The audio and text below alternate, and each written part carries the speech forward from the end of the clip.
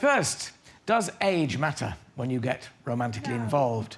Oh, that was fairly profound. Or is age nothing but a number? Writer Helen Croydon has first-hand experience of age gap relationships and believes that age should never be a factor when entering into a partnership, whereas behavioural specialist Lorraine Mara thinks that it can only end in disaster. I can feel a ding-dong coming on. Oh dear, let the battle commence. Is that not a problem? No, Alan, I think when it comes to romance, you just can't set rules. Attraction, genuine attraction, is so rare that I think when we have it, we just have to go for it. So, at the risk of being personal, you have had relationships with older and younger men, or both? Both. I don't make rules. Well, clearly. I just don't know what's attractive about, a wrinkly old man. What about a younger one?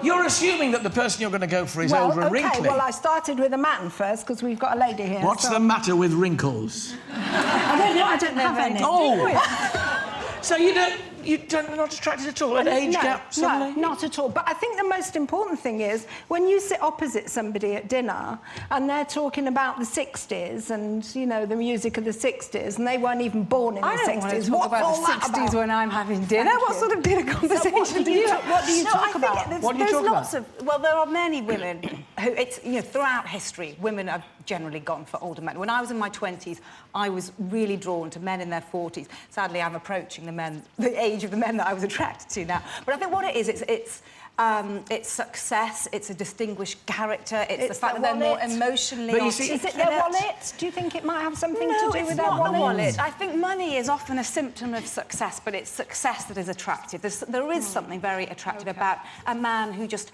has his stuff together. But the thing is, Helen, at risk of being personal and rude, you're not with any of those older men now. No, but I didn't want to be. I think we don't have to... Every relationship should not be judged on longevity. Just because it doesn't last doesn't mean it isn't successful. OK, so let's look at let's flip that and think about an older woman with a younger man. Yeah, well, I mean, Elizabeth Taylor had about 6 successful relationships, didn't she? I don't know if successful is an adjective I would use. I think a relationship is successful if both partners are enjoying it and they're learning from each other and they have happy memories. What do you enjoy about somebody? The thing that you enjoy is you share experiences. If you're 20 and he's 40, what experiences are you sharing? Crikey, if you passed it at 40, I don't know how much hope for me. 20 and 60. I just think if you're... Oh, that's much more interesting. I don't know. What Can I just ask Chris? I mean, Chris, you believe in this, the age gap? It seems to work for me. I'm 52, my partner is 37, and we've been together for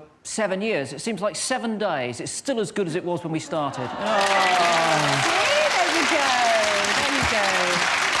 Lorraine, I hope she pay attention. I hope she feels like that when you're 73. At the moment, it's still fully functional. My mind and body are obviously in tune with hers, but I'm making no predictions for the long-term future. OK, what a shame. I think if we go and choose our partner based on what we think is going to be right for us in the future, rather than actually a genuine attraction, then you may as well live for the moment. marry an insurance policy. Don't we go into... we're not talking about a casual relationship. We're talking about if you're going to go into it for the long haul. Surely to goodness, if you say, well, you know, it's OK now, but in 15 years, I'm going to dump him because he's old and wrinkly. I mean, that doesn't really give a very good kind of message about marriage and longevity. But surely it's better to base a relationship on genuine attraction.